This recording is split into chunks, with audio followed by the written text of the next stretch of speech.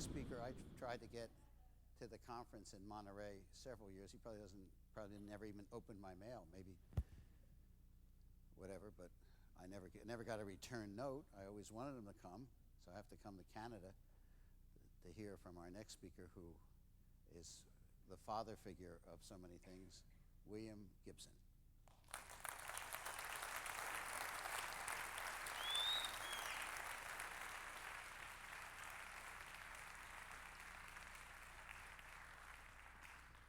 My wife says I only warm up upon rejection. Nice to have you here. Good to be here. Well, I want to thank Jennifer, too. It was her patience and persistence in my failure to respond that actually got me here.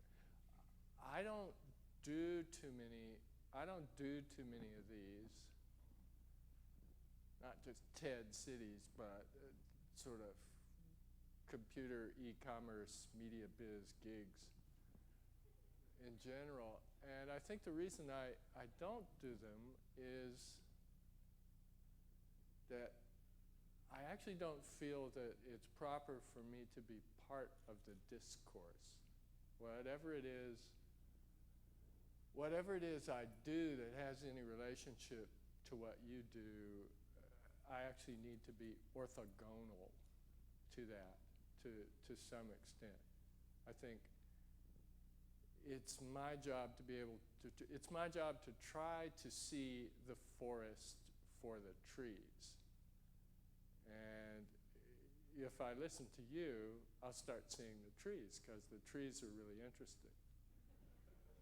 And I'll start to think that I know what's happening and that I know what's going to happen, and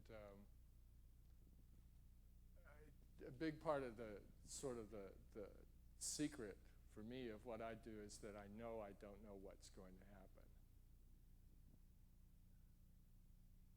And I've always, so when called upon to speak to groups of technical/commerce people, I have this sort of standard disclaimer in which I say that my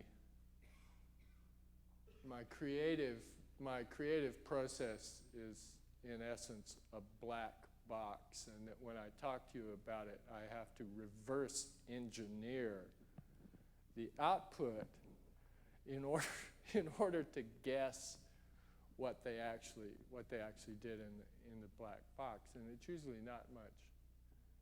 It's not much fun to listen to. So what I thought I would try to do this time, since they have these great ground rules here, like I left my suit at home, and it's a good thing because it's about 20 years old, and so I haven't thought too much. I haven't scripted very much, and there are a couple of anecdotes in this, but what I'm about to say amounts to working notes for a novel. And I'll give you how I actually do this. I've never done this before.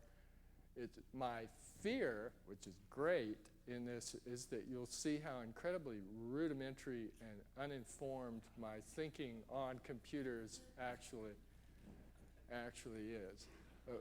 My son is a passionate amateur ethnomusicologist in his early 20s, and for about a decade I have spent a fortune on fantastically expensive and obscure CDs. Like, you want to listen to Bornean nose flutes? It's going to cost you $58 American, plus postage, to get it from some little place in the Lower East Side. So I've been forking out big time for that stuff. And recently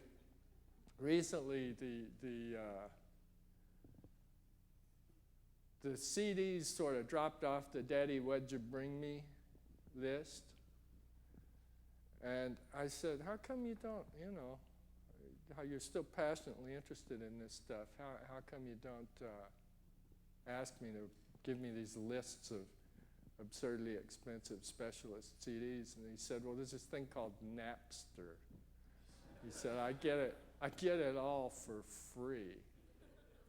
So I went over to his apartment and he started playing me stuff and showing me how this thing worked. And so then I started noticing it in the paper. And part of his ethnomusicology journey for me has been that I've found myself listening to a lot of things that were recorded right at the dawn of audio recording, because that's another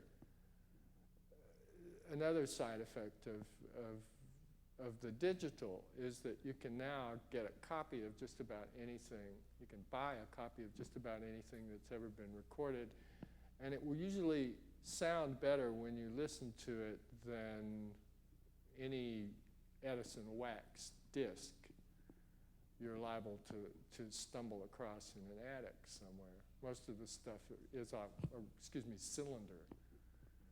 A lot of the stuff comes off completely extinct media platforms. So I've been listening to things like an 1899 recording of an Egyptian opera, and guys who came out of my home county in southwestern Virginia in the late 20s and made their one trip to New York to record False Heart Lover Blues. And from listening to that stuff, I've become convinced that when we learned to record music, something really, really spooky and fundamental happened. And music never really sounded the same. There's something in those first recordings that you can't hear anywhere else. And I think that what it is that those artists had never heard recorded music, nor did they know what they sounded like. And that's another world. We can't get there. We can't get back there. Something was lost. Now, a whole lot was gained, but something changed. Something's gone, and I think we do just have to move on. But I've thought a lot about that, and watching my son download MP3s from Napster, and looking at what's available there for him, because his tastes are like esoteric beyond belief, and he's got more of what he wants now than he's ever had before, and it hasn't cost him a nickel. And I'm looking at that, and the part of me that does science fiction scenarios is thinking about those early recordings, and what I'm thinking is that we're at the end of a 90-year window during which it was possible to make money selling recorded music. And that window is closing. It's not going to close overnight, but I think it's closing. I mean, you could shut down Napster, it wouldn't matter. There are already other systems that are more distributed, shall we say, which nobody could really get a hold of. And the direction, it seems to me that one of the directions the digital is taking us is that people will not be able to sell units, consumer units of intellectual property. Anything that can be digitized. My friend Doug Copeland yesterday in conversation said that one of the things he likes about designing furniture is that you can't download a table.